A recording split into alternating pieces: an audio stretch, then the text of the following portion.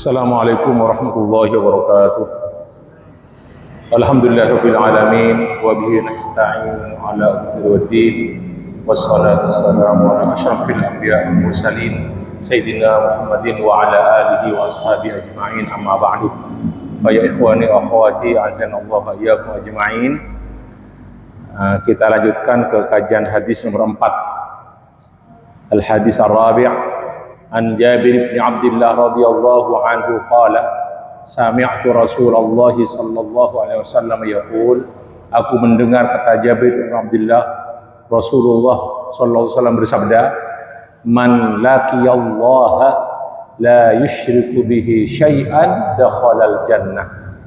Barang siapa yang bertemu dengan Allah kelak di akhirat dan dia dalam keadaan tidak menyekutukannya dengan apapun, dakhalal jannah, maka dia akan masuk surga. Wa man laqiyahu yusyriku bihi dakhalan nar. Dan barang siapa yang bertemu dengan Allah dan dia dalam keadaan berbuat syirik, menyekutukannya, maka dia akan masuk neraka. Rawahu Muslim.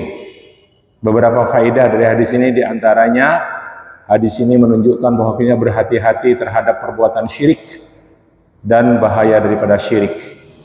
Ibnu Abbas berkata, pernah sebagian dari ucapan Ibnu Abbas yang saya sampaikan, beliau berkata yang artinya, sesungguhnya kesyirikan itu menjadikan langit-langit ketakutan, begitu juga bumi dan gunung-gunung, dan semua makhluk illas tsaqalaini, kecuali manusia dan jin.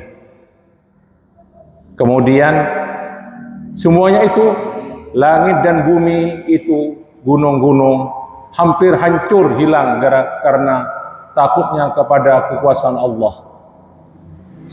Terus beliau berkata, Ibnu Abbas, wa kama la yanfa'u masyirki ihsanul musyrik, maka sebagaimana seseorang yang musyrik itu tidak ada manfaatnya kebaikan yang dia lakukan, kadzalika narju an yaghfirallahu dzunubal muwahhidin. Nah, ini yang saya sampaikan kemarin. Maka begitu juga kami mengharap semoga Allah memberi ampunan dosa-dosa orang-orang yang ahli tauhid tapi melakukan dosa-dosa tidak syirik, tapi melakukan dosa-dosa besar atau dosa-dosa kecil, semoga diampuni, kata Al-Imam Ibnu Abbas radhiyallahu anhu. Aisyah berkata dalam hadis sahih kepada Rasulullah sallallahu alaihi wasallam, ya Rasulullah, Ibnu Jud'an ini salah seorang tokoh pada zaman jahiliyah, ya, tokoh populer, dan dia itu punya jabatan lah, disegani. Karena fil jahiliyah, kata Aisyah, pada zaman jahiliyah Ibnu Jud'an itu yasilur rahim, dia melakukan menyambung tali silaturrahim. Wa yut'imul miskin, dia banyak memberi orang-orang miskin. Fahal dzalika nafi'uhu, apakah hal tersebut memberi manfaat kepadanya? Qala la yanfa'uhu, dijawab oleh Nabi, tidak memberi manfaat kepadanya.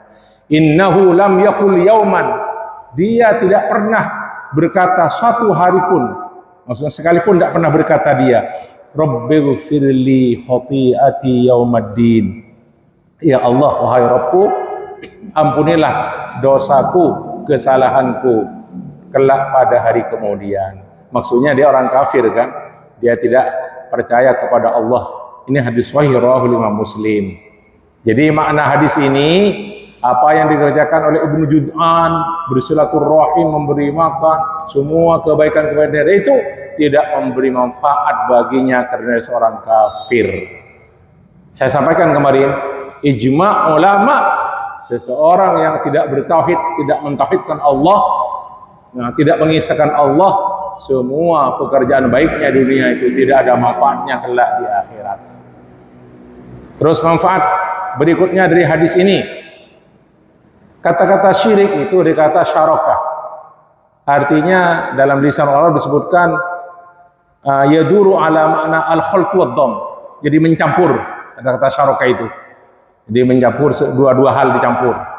Dalam istilah makna secara syar'i adalah taswiyatu ghairillahi billah fima huwa min khosa'isillahi ta'ala, yaitu menyamakan makhluk selain Allah, apapun, apa malaikat, apa jin, apa nabi juga, menyamakan selain Allah, makhluk selain Allah disamakan dengan Allah dalam hal apa-apa yang tersebut, apa-apa tersebut adalah kekhususan hanya milik Allah. Jadi hanya Allah itu disamakan.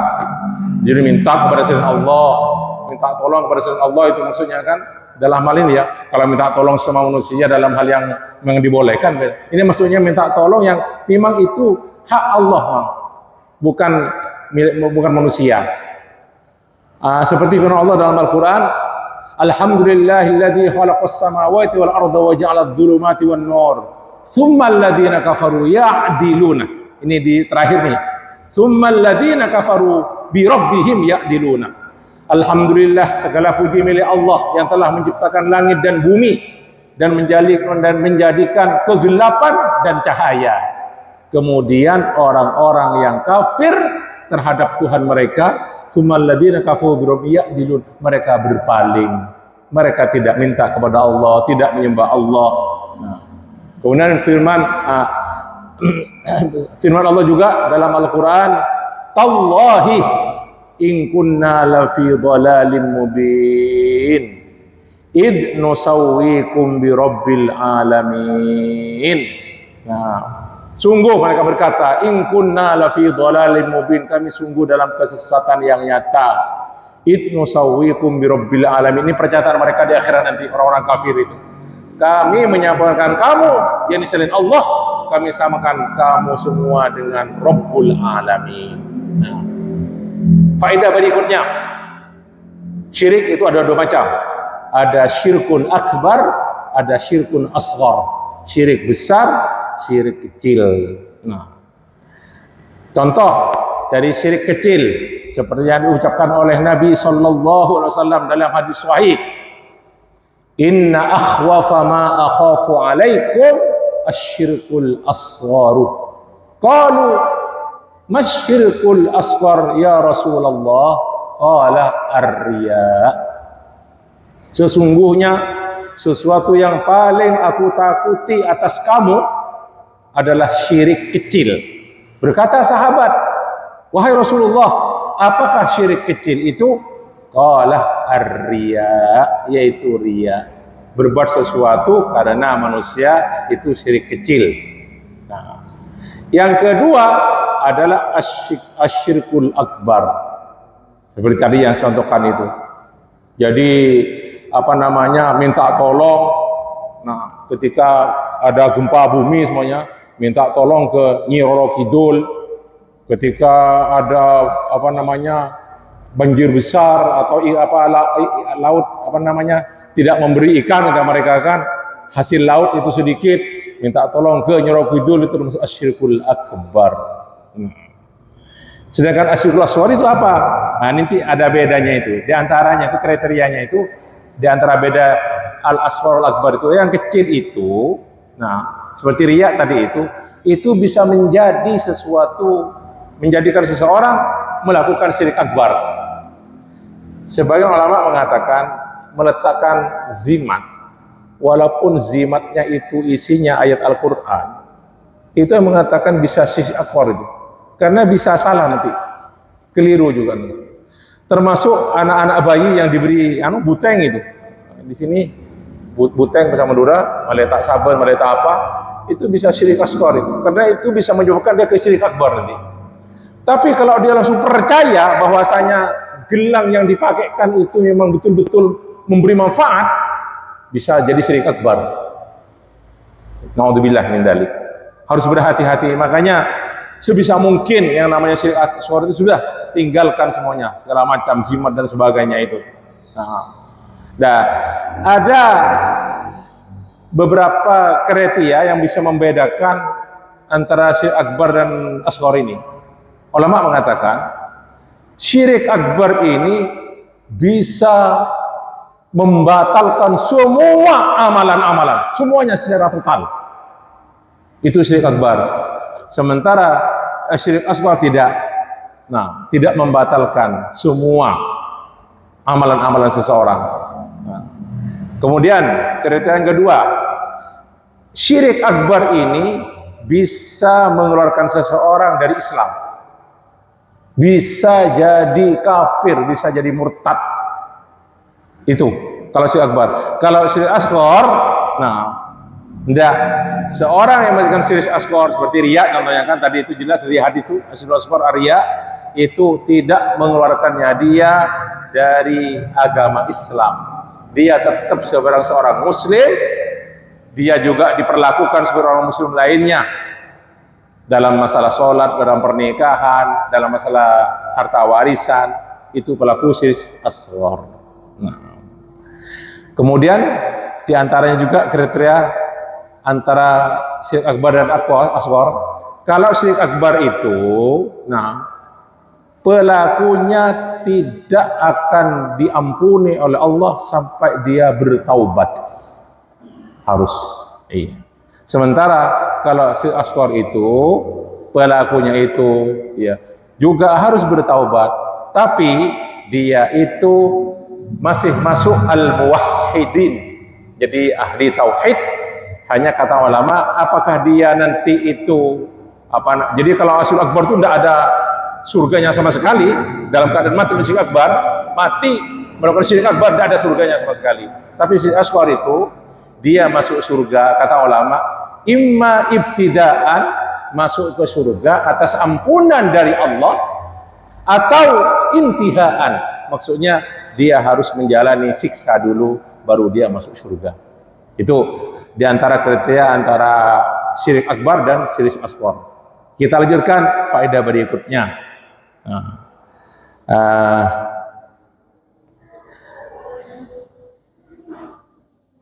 Para sahabat memahami dari ucapan Ibnu Mas'ud bahwasanya Ibnu Mas'ud berkata, qala Rasulullah sallallahu alaihi wasallam. Jadi saya tadi yang ketinggalan ini ada syirik asghar itu yang kata Ibnu Mas'ud, ketika seseorang itu bersumpah dengan sesuatu sumpah dan dia itu sumpahnya pakai Allah dan dia berdusta, Ibnu Mas'ud berkata, maka itu dosanya lebih ringan daripada dia bersumpah dengan selain Allah walaupun dia tidak dusta. Jadi al-hilfu billahi ta'ala ma'al kadhib itu lebih ringan dosanya daripada bersumpah dengan selain Allah dia jujur. Contohnya begini, saya beri contoh. Demi Allah, wallahi saya tidak mencuri, padahal dia mencuri. Tapi sumpahnya, wallahi saya tidak mencuri, padahal dia mencuri, kan dusta namanya. Terus ada seorang lagi berkata, demi Allah, demi langit, demi bumi, saya tidak mencuri, dan dia betul tidak mencuri. Tapi dia bersumpah itu dengan demi langit dan demi bumi, saya tidak mencuri, dan dia memang tidak mencuri, dia jujur dia, karena shadikon. Itu kata Ibnu Mas'ud, itu lebih besar dosa yang kedua itu, karena dia bersumpah dengan selain Allah, walaupun dia jujur. Jadi masih ringan dengan yang tadi itu, bersumpah billahi saya tidak mencuri, dan dia padahal mencuri, dia dusta dia, tapi sumpahnya dengan billahi. Itu kata Ibnu Mas'ud. Itu bedanya. Jadi harus berhati-hati dalam hal ini. Dan makanya seperti at-tiyarah itu rasa sial. Ini dalam hadis sahih juga, dalam sabda Nabi SAW, at-tiyaratu syirkun wa ma minna illa walakinna Allah yudhibuhu bitawakkul. Tiyarah itu rasa sial. Sial seperti apa? Kata Ibnu Mas'ud, masing-masing kita ada kadang-kadang rasa sial itu. Contohnya ada burung kek-kek kan, lambak kek ini, lambak kek, udah maling gitu kan, karena rasa sial itu namanya. Ini tidak enak nih anunya, ada rasa sial. Setiap dari kita kadang-kadang ada rasa sial, tapi akan dihilangkan oleh Allah dengan bertawakal kepadanya. Kata-kata wa ma minna illa itu ucapan Ibnu Mas'ud. Nah, tapi bisa hilang dengan tawakal kepada Allah. Itu seperti itu juga termasuk at-tiyaratu syirkun. Itu syirik asghar. Dia rasa sial itu. Nah, baik, kemudian sudah berikutnya, faedah berikutnya, apakah syirik asghar itu digolongkan, dimasukkan termasuk syirik akbar? Tidak jelas. Ini jumhur ulama. Jadi syirik asghar itu masuk dalam masyiatullah tadi itu kata saya. Syirik yang melakukan syirik asghar itu Allah bisa mengampuninya. Nah, atau Allah masih bisa menyiksanya dulu, tapi akhirnya dia masuk surga. Jadi tidak termasuk secara umum dalam firman Allah, innallaha la yaghfiru an yushraka bihi wa yaghfiru ma duna dzalika liman yasha. Kata jumhur ulama, nah, syirik asghar itu masuk ke dalam bagian kedua dari ayat tadi, wa yaghfiru ma duna dzalika liman yasha. Allah akan mengampuni dosa yang di bawah itu bagi yang dia kehendaki. Tapi yang bagian pertama dari ayat itu, innallaha la yaghfiru an yushraka bihi, ini untuk syirik akbar. Allah tidak akan mengampuni ketika dia disekutukan atau disekutukan. Itu adalah syirik akbar di sana. Nah, jadi asyirkul asghar di bawah kehendak Allah, Allah bisa mengampuninya, atau Allah juga masih menyiksanya, kemudian dia masuk ke surganya. Ini pendapat jumhurul ulama. Ikhwani fillah, mungkin sampai di sini dulu kajian kita sore hari ini. Jadi kesimpulannya, asyirkul asghar itu termasuk al-ma'asi wa dzunub, atau termasuk dosa-dosa besar juga. Nah, tapi tidak sampai ke tingkat syirik akbar. Itu kesimpulannya. Nah, seperti kata Ibnu Mas'ud, seandainya saya bersumpah dengan Allah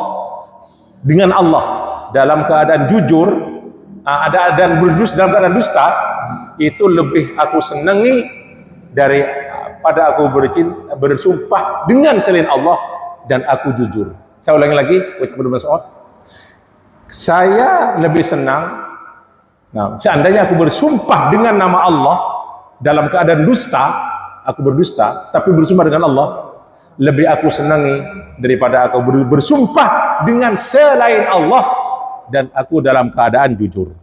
Wallahu ta'ala alam. Sampai di sini dulu, sudah stop. Ya, kita akhirkan kafaratul majlis. Subhanahu wa bihamdika, asyhadu an la ilaha illa anta, astaghfiruka wa atubu ilaik. Wassalamualaikum warahmatullahi wabarakatuh.